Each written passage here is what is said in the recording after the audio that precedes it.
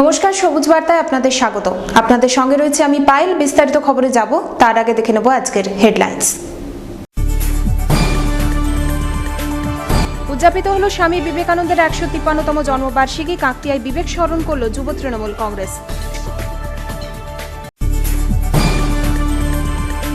স্বামীজির জন্মবার্ষিকী উদযাপিত হলো ময়নায়। বিভিন্ন প্রান্তে অনুষ্ঠিত হলো সাংস্কৃতিক অনুষ্ঠান।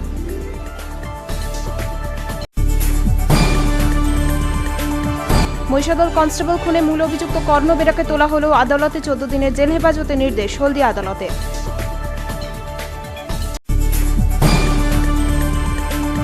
ব্যবর্তাহাটে বাড়িতে আগুন, ঘটনাস্থলে দমকলে 2টি ইঞ্জিন। শর্ট সার্কিটের জেরে দুর্ঘটনা, প্রাথমিক তদন্তে অনুমান।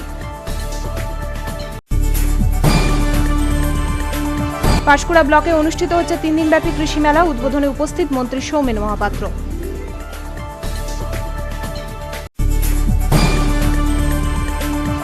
অনুষ্ঠিত হলো দিবারাত্রি রিলেশন কাপ ক্রিকেট প্রতিযোগিতা। উপস্থিত বিশিষ্টরা।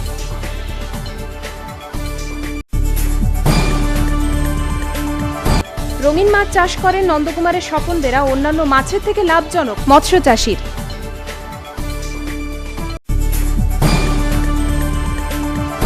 সচেতনতা সপ্তাহের মধ্যেই দুর্ঘটনা। দেউলিয়া কর্তব্যরত অবস্থায় ট্রাফিক পুলিশকে ধাক্কা গাড়ি।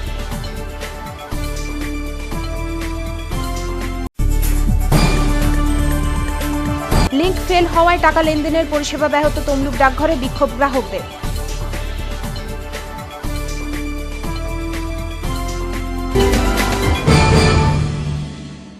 আসছে বিস্তারিত খবরে। মঙ্গলবার সাড়ম্বরে পালিত হলো স্বামী বিবেকানন্দের ১৫৩তম জন্মবার্ষিকী। তমলুকের কাকটিয়ায় দিনটিকে পালন করল যুব তৃণমূল কংগ্রেস। উপস্থিত ছিলেন রাজ্যের জলসম্পদ উন্নয়ন মন্ত্রী তথা তমলুকের বিধায়ক সৌমেন মহাপাত্র। যুব সমাজের চালিকা শক্তি মানবপ্রেমিক স্বামী বিবেকানন্দ। জীবপ্রেমে ঈশ্বরের সেবা হোক কিংবা নতুন উদ্যমে কর্মশুরু, সবেতেই রয়েছেন তিনি। মঙ্গলবার ছিল স্বামীজির ১৫৩তম জন্মবার্ষিকী।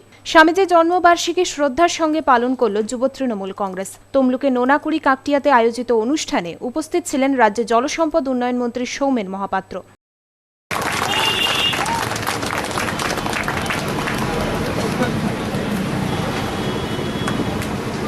এরপরে আমাদের প্রিয় সভাপতি, পশ্চিমবঙ্গ সরকারের সম্প্রদ মন্ত্রী স্বামীজির আদর্শ, সমাজ সচেতনতামূলক কাজ প্রসঙ্গে এদিন আলোচনা করা হয় অনুষ্ঠানে। এদিন ৭০ জনকে মাছ চাষের জন্য হাড়ি তুলে দেওয়া হয়।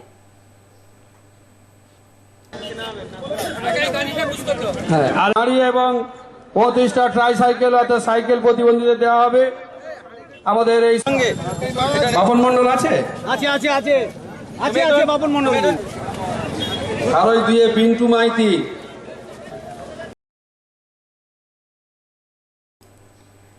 প্রসূন ব্যানার্জির রিপোর্ট, সবুজ বার্তা। যুবশক্তি চালিত হয়েছিল তারই দেখানো পথে। বর্তমান পরিস্থিতিতেও তিনিই একমাত্র পথপ্রদর্শক। তিনি স্বামী বিবেকানন্দ। মঙ্গলবার জেলা জুড়ে সাড়ম্বরে পালিত হলো স্বামীজির ১৫৩তম জন্মবার্ষিকী। ময়নার বিভিন্ন প্রান্তে অনুষ্ঠিত হলো সাংস্কৃতিক অনুষ্ঠান। মঙ্গলবার স্বামী বিবেকানন্দের ১৫৩তম জন্মশতবার্ষিকী অনুষ্ঠিত হলো জেলার বিভিন্ন প্রান্তে। সমর্যাদায় দিনটিকে পালন করা হলো ময়নাতেও। পশ্চিমবঙ্গ সরকারের অনুপ্রেরণায় এবং শিশু কল্যাণ দপ্তরের আয়োজনে বিবেক চেতনা উৎসব অনুষ্ঠিত হলো ময়না বিবেকানন্দ বিদ্যামন্দির স্কুল প্রাঙ্গণে। উপস্থিত ছিলেন ময়নার বিডিও বিশ্বজিৎ বসু, ময়না পঞ্চায়েত সমিতির সভাপতি শেখ শাহজাহান আলী, জেলা পরিষদের সদস্যা বন্দনা মাইতি রায় সহ বিশিষ্টরা। বিদ্যামন্দিরের স্কুল পড়ুয়ারা নাচ, গান, ছবি আঁকা প্রভৃতি সাংস্কৃতিক অনুষ্ঠানে অংশগ্রহণ করে। বাংলার মুখ্যমন্ত্রী সম্মানীয় মমতা ব্যানার্জির নেতৃত্বে অনুপ্রেরণা সারা বাংলায় যে আজকে বিবেক চেতনা উৎসব জুড়ে সারা বাংলায় যে বিবেক চেতনা উৎসব হচ্ছে, মানুষের মধ্যে বিবেকানন্দের আদর্শ, বিবেকানন্দের মতামত, বিবেকানন্দের যে আদর্শ ছিল সেই আদর্শকে বাংলার মানুষের মধ্যে, ছাত্র সমাজের মধ্যে তুলে ধরবার জন্য নেত্রীর যে উদ্যোগ, নেত্রীর যে এই চেষ্টা, সারা বাংলায় বিবেক চেতনা উৎসব হচ্ছে। আমরা ময়না মানুষ, ময়না ব্লক, ময়না পঞ্চায়েত সমিতি, আমাদের চৌমুড়া হাই স্কুল, ময়না বিবেকানন্দকে দায়িত্ব দিয়েছিলেন, মানুষের দায়িত্ব পালন করছি। উপস্থিত ছিল আমাদের ময়নার ভিডিও সাহেব, এই সভায় ছিলেন আমাদের ময়নার পঞ্চায়েত সমিতির উন্নয়নের কান্ডারি শেখ শাহজাহানদা উপস্থিত। অন্যদিকে ময়নার রামকৃষ্ণান অ্যাসোসিয়েশন ও বিবেকানন্দ মিশন মঙ্গলবার স্বামীজির জন্মশতবার্ষিকী উদযাপন করে। বর্ণাঢ্য শোভাযাত্রার মাধ্যমে এদিন এলাকা পরিক্রমণ করা হয়। উপস্থিত ছিলেন ময়না চক্রের বিদ্যালয় পরিদর্শক সুমন ঘোষ, ময়না রাজ পরিবারের সদস্য তথা শিক্ষক সিদ্ধার্থ বাহুবলীদ্র সহ অন্যান্যরা।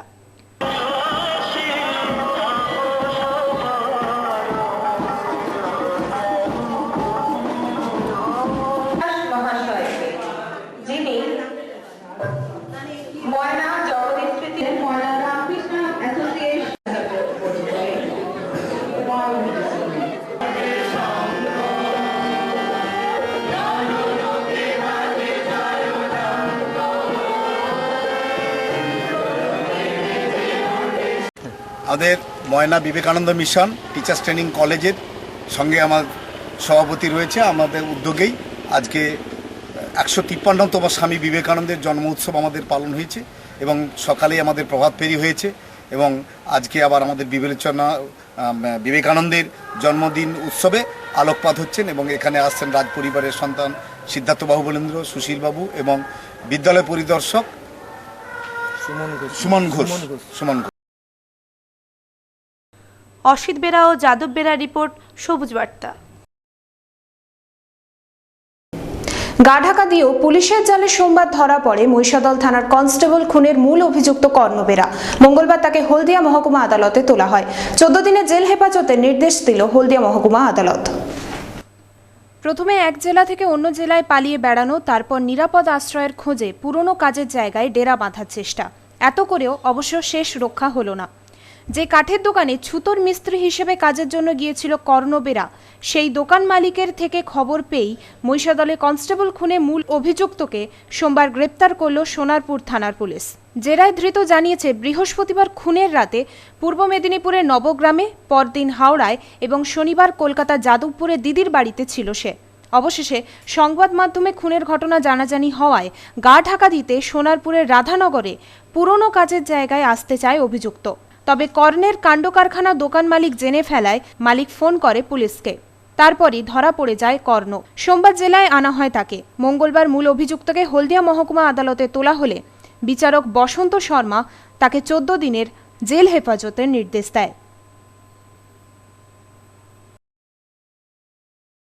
আজকে এই কেসে প্রিন্সিপাল অ্যাকিউজড কর্ণকে পুলিশ দক্ষিণ চব্বিশ পরগনা সোনারপুর থেকে অ্যারেস্ট করে আজকে কোর্টে প্রডিউস করেছেন এবং পুলিশের টিআইপি প্রেয়ার ছিল, সেই টিআইপি প্রেয়ারটা অ্যালাউ হয়েছে। আগামীকাল টিআইপি হবে এবং আর দুটো প্রেয়ার ছিল, ওই যে লাইভ বোমগুলো সিজ হয়েছিল সেগুলো ডিসপোজালে, আর একটা পুলিশের রাইফেল, সেটা ওসির কাছে থাকবে যাতে ওরা ইউজ করতে পারে, সেগুলো অ্যালাউ হয়েছে। পুলিশের রাইফেল বলতে যেগুলো সিকিউরিটির যে আমাদের গভর্নমেন্টের রাইফেল ছিল সেগুলো। সেই রাইফেলটা কি ওর কাছ থেকে পাওয়া গেছিল? না না না না, সেটা আমাদের আদার কনস্টেবলের কাছ থেকে যেটা পাওয়া গেছে এবং যেটা যেখান থেকে কোনো ফায়ার ওপেন করা হয়নি, সেটা যাতে থানায় থাকে এবং ওটা ইউজ করা যেতে পারে, যেহেতু গভর্নমেন্ট প্রপার্টি বোনাফাইড ইউজের জন্য। ঠিক আছে, ওটা আগামীকাল টিআইপির জন্য আছে। ওকে, 25 তারিখ অবধি জেসি দেওয়া আছে। ইন দ্য মিন টাইম যদি আর কোনো ফার্দার প্রেয়ার হয়, অ্যাকর্ডিংলি সেভাবে ডিল করা হবে। তারপরে এই ঘটনাতে তো আর কেউ অভিযুক্ত বলে তো পুলিশ কিছু বলছে? এখনো ইনভেস্টিগেশন চলছে, নতুন যদি কিছু আসে সেটা we will let you know. এখন আর একটা আসামি যেটা জেসিতে আছে তার আজকে টিআইপি হয়েছে, টিআইপিতে সে আইডেন্টিফাইড হয়েছে। ভিকে রাম, বিজয় কুমার রাম। নিউজ ব্যুরো, সবুজ বার্তা। টালিচালের বাড়িতে আগুন লেগে গেল তমলুক থানার ব্যবত্তার হাটে। সোমবার সন্ধ্যের ঘটনা। আগুন লাগায় ঘটনাস্থলে আসে দমকলের 2টি ইঞ্জিন। আধ ঘন্টা লাগে আগুন নিয়ন্ত্রণে আনতে। শর্ট সার্কিটের জেরে আগুন, প্রাথমিক ধারণা দমকলের। সোমবার তমলুক থানার ব্যবত্তার হাট হাই স্কুলের কাছে একটি বাড়িতে আগুন লাগায় চাঞ্চল্য ছড়ালো এলাকায়। সন্ধ্যে 7:30 নাগাদ বাড়িটিতে আগুন লেগে যায়। জানা গেছে, ব্যবত্তার হাট হাই স্কুলের সামনে মায়া মাইতি দাস নামে এক মহিলার টালির চালের বাড়ি ছিল। ওই বাড়িতেই আগুন লেগে যায় এদিন। আগুন দেখে ছুটে আসে এলাকার মানুষ। খবর দেওয়া হয় দমকলে। দমকলের 2টি ইঞ্জিন প্রায় আধ ঘন্টার চেষ্টায় আগুন নিয়ন্ত্রণে আনে। দমকল আধিকারিকদের প্রাথমিক ধারণা, ইলেকট্রিক শর্ট সার্কিটের জেরেই আগুন লেগে যায় বাড়িটিতে। তবে হতাহতের কোনো খবর নেই।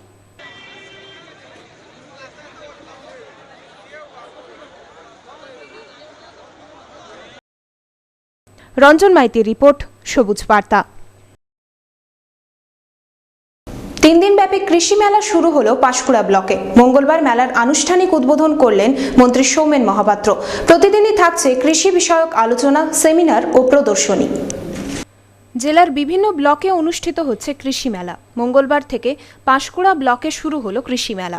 পাঁশকুড়ার বিডিও অফিস মাঠ প্রাঙ্গণে আয়োজন করা হয়েছে এই মেলার। এদিন মেলার আনুষ্ঠানিক উদ্বোধন করেন রাজ্য জলসম্পদ উন্নয়ন মন্ত্রী তথা তমলুকের বিধায়ক সৌমেন মহাপাত্র। এছাড়া উপস্থিত ছিলেন জেলা ও ব্লকের কৃষি আধিকারিকেরা। 3 দিন ব্যাপী চলবে এই মেলা। প্রত্যেক দিনই থাকছে কৃষি বিষয়ক আলোচনা, কৃষি প্রদর্শনী, সেমিনারের ব্যবস্থা।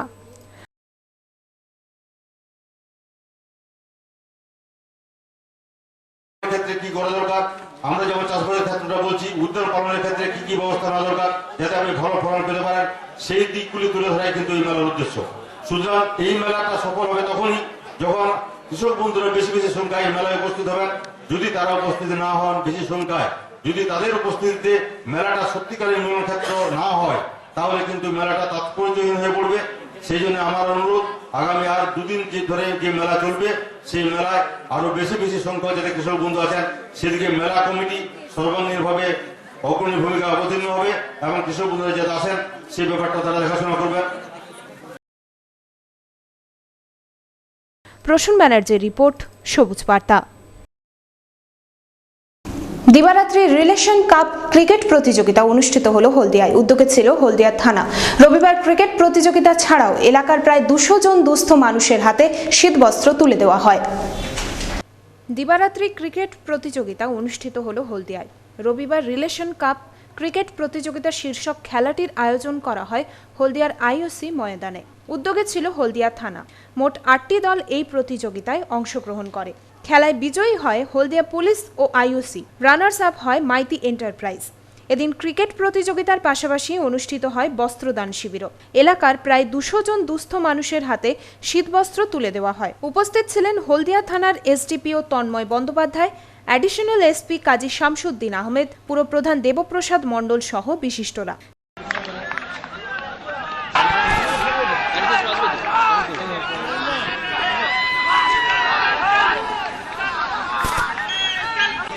দিবারাত্রি ক্রিকেট খেলাকে কেন্দ্র করে উৎসাহী দর্শকদের ভিড় ছিল চোখে পড়ার মতো।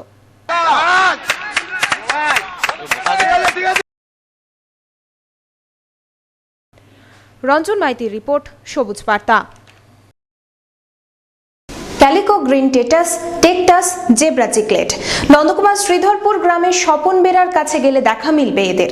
বদ্ধ জলাশয়ের ফ্যাকাশে জলে চড়ে বেড়াচ্ছে এমনই প্রজাতির মাছ। এলাকায় ধান ও পান চাষি হিসেবে পরিচিতি থাকলেও এখন রঙিন মাছ চাষে আগ্রহী হয়েছেন স্বপনবাবু। বাড়িতে উপযুক্ত বন্দোবস্তের মাধ্যমেই চলছে মাছ চাষ।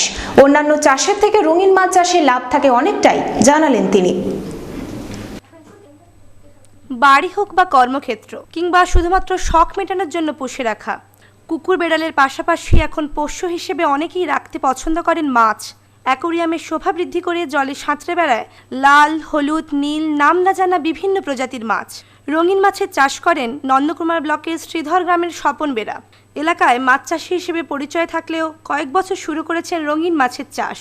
সবুজে ঘেরা জমির মধ্যেই শেড নেট দিয়ে ঘেরা কৃত্রিম জলাশয় চাষ করেছেন red carp, calico, green টেটাস, টেকটাস, zebra চিকলেটের মতো প্রজাতি। আমার নাম স্বপন কুমার বেরা, গ্রাম শ্রীধরপুর।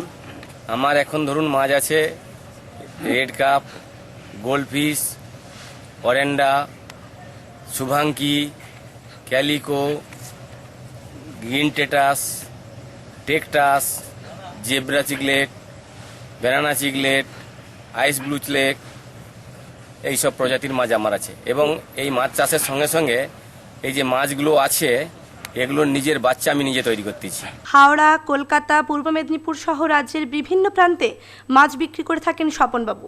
শুধু মাছ চাষ নয়, কৃত্রিম উপায়ে ডিম ফুটিয়ে মিন তৈরি করেন তিনি। রঙিন মাছ চাষ শুধুই লাভজনক, জানালেন এই মৎস্য চাষী। প্রতি বছর 90,000 টাকা আয় করে থাকেন স্বপনবাবু, যার মধ্যে খরচ হয়েছে মাত্র 20,000 টাকা। দ্বিগুণেরও বেশি বছরে লাভ থাকে এই ব্যবসায়। লভ্যাংশ কমলে বাড়লেও লোকসান হয় না রঙিন মাছ চাষে, এমনটাই মত স্বপনবাবুর। আমার ধরুন এই একটা যে প্রজেক্টটা দেখছেন, এটা ধরুন আমার 4 ডিসিমাল জায়গা।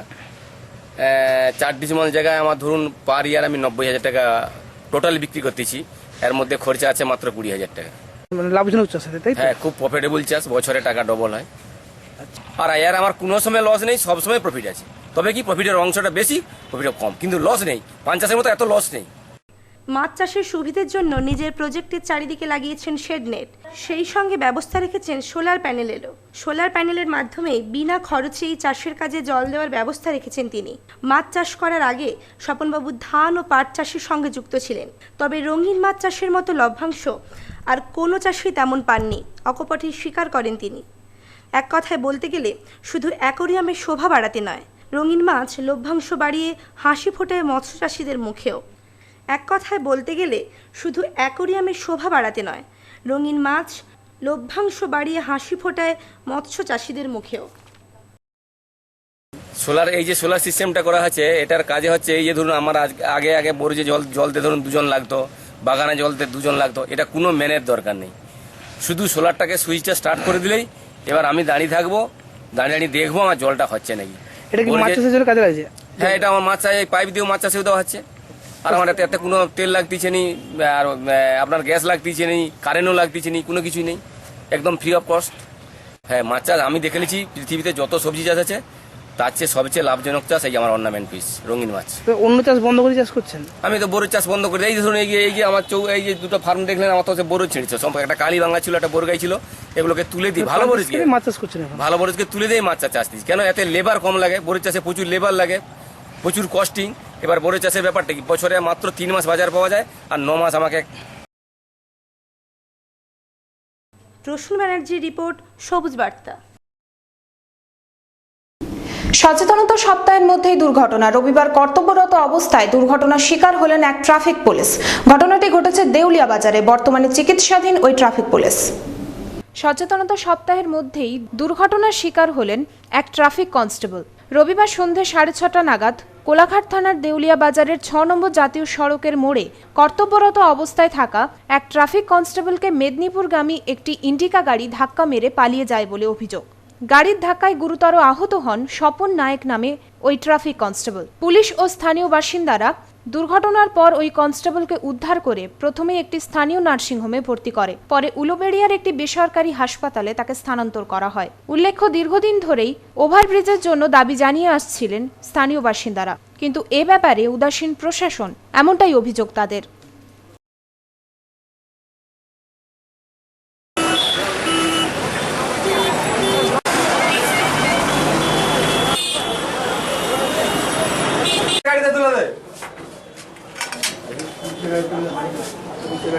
কি কথা, অনেকদিন পরে দেখলাম মনে হচ্ছে। দাদাই আসে তো করে।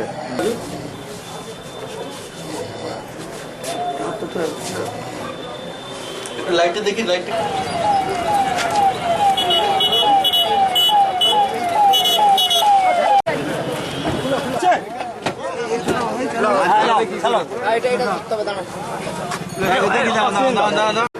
আমি এখানে দেখলাম আমার চেম্বারে বেশ কিছু ভিড়, কারণ দেখলাম চেম্বারে এসে এক পুলিশ অফিসার ইনজুর্ড হয়েছেন এখানে।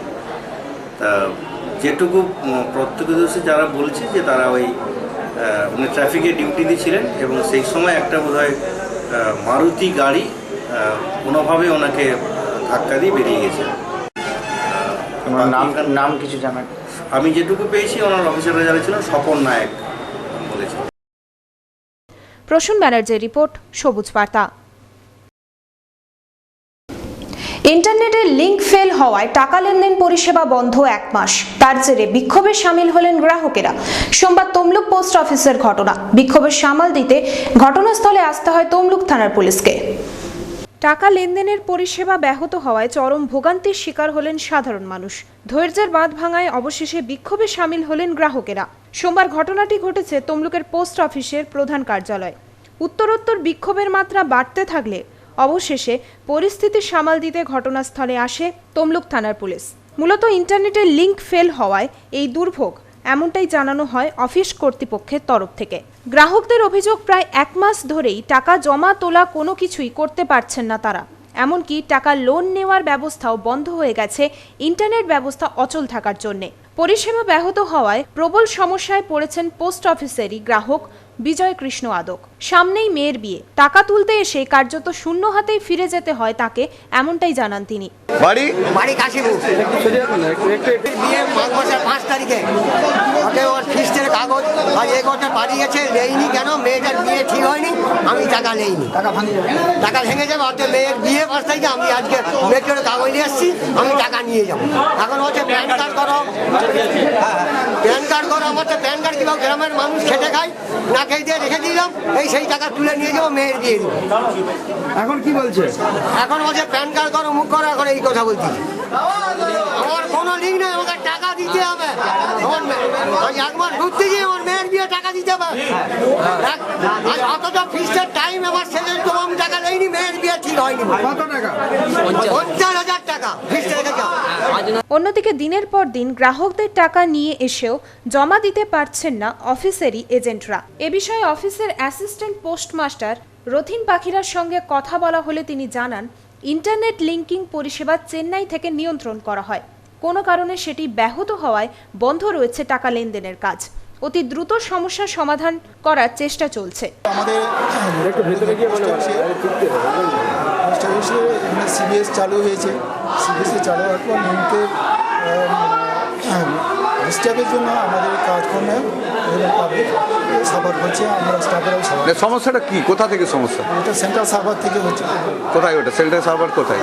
সেটা সেন্ট্রাল সার্ভার হায়দ্রাবাদ, সেখান থেকে কোনো লিঙ্ক, হায়দ্রাবাদ থেকে কোনো লিঙ্ক পাচ্ছেন? চেন্নাই থেকে লিঙ্ক পাচ্ছেন না? এখন কি আপনারা ঊর্ধ্বতন কর্তৃপক্ষকে জানিয়েছেন? কর্তৃপক্ষকে জানিয়েছে, তারা চেষ্টা করছে এটা সেটেল আপ করার জন্য দ্রুত। কি নাম আপনার? হরেন পাখিরা। হ্যাঁ, হরেন পাখি, রথিন পাখিরা। কি পদে কি আছেন? Assistant postmaster. দিনের পর দিন পরিষেবা না পেয়ে ক্ষুব্ধ হয়ে ওঠেন গ্রাহকেরা। অবশেষে সোমবার বিক্ষোভের পথ বেছে নেন তারা। পুলিশ এসে পরিস্থিতি নিয়ন্ত্রণে আনলেও এখন দেখার বিষয় কবে সমস্যার সমাধান হয়।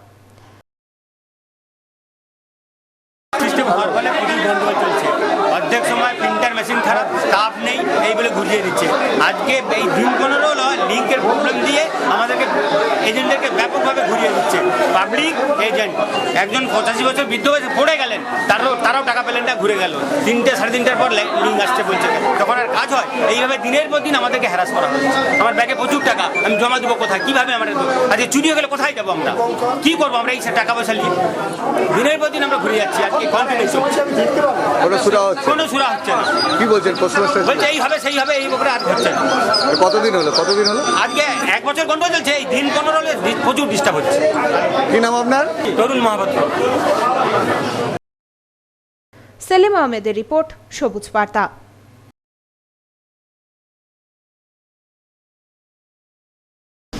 সবুজ বার্তা আজ এই পর্যন্তই। দেখা হবে আগামীকাল ঠিক এই সময়। নমস্কার।